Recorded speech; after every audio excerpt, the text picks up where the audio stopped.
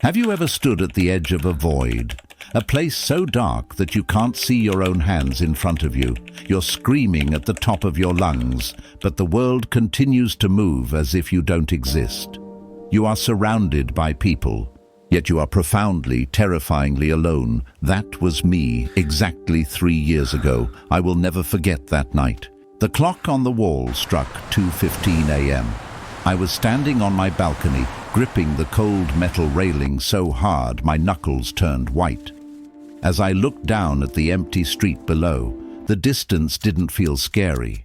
It felt like peace. It felt like the only way out of a pain I couldn't name.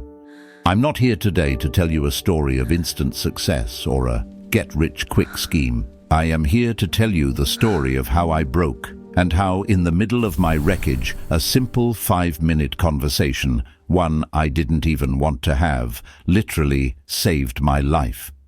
If you are watching this right now and you feel like you're fighting a war that no one else can see, this video is for you. Stay with me until the very end, because the words that saved me that night might be the exact words you need to hear today. People often think depression or a mental health crisis looks like crying all day. But for me, it was silence. It was the feeling of being done. My career was crumbling, my relationships were shattered, and I was drowning in a sea of debt. Every morning felt like waking up to a trial I hadn't prepared for. I started isolating myself.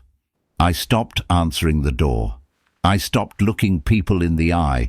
I spent hours scrolling through motivation videos on YouTube, searching for a spark, but everything felt hollow. I felt like a background character in my own life. This is the danger of the darkness. It lies to you. It tells you that you are a burden. It tells you that the world would be lighter without your weight. And that night, standing on that balcony, I finally believed those lies. I had decided. I was ready to quit.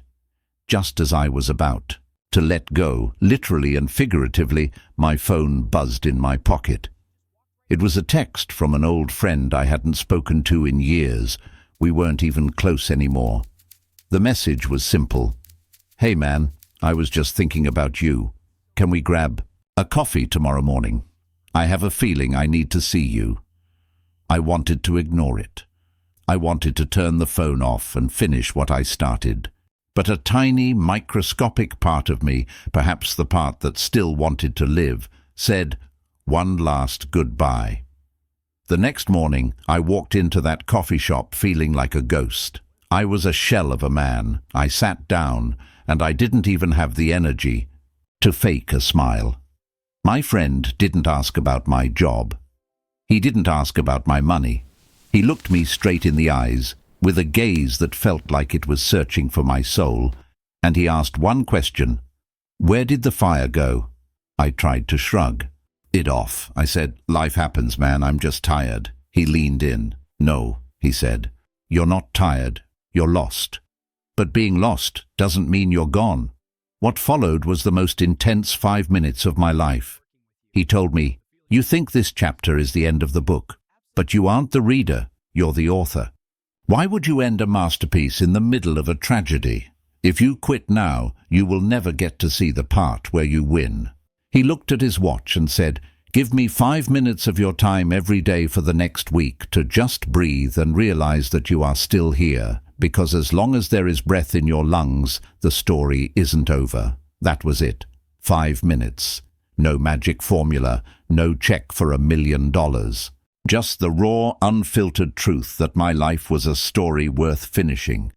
I walked out of that coffee shop, and for the first time in months, the air felt different. I realized that my pain wasn't a dead end. It was a life lesson.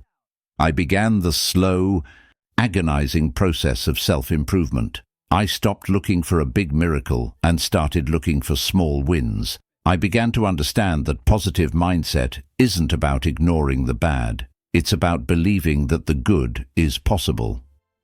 Today, my life looks nothing like it did 3 years ago.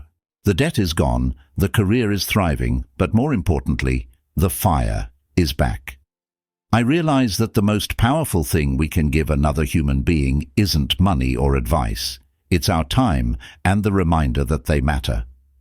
I'm sharing this story on Life Lessons today because I know someone out there is standing on their own balcony. You might be facing a failure, a heartbreak, or a silence that feels deafening. Please listen to me. Do not give up. The world needs your story. The you that exists 3 years from now is waiting for you to keep going. If this message touched this hour right now, subscribe to Life Lessons to join our community of growth and resilience. And I want to hear from you in the comments. Is there a person or a conversation that changed your life? Share your story below.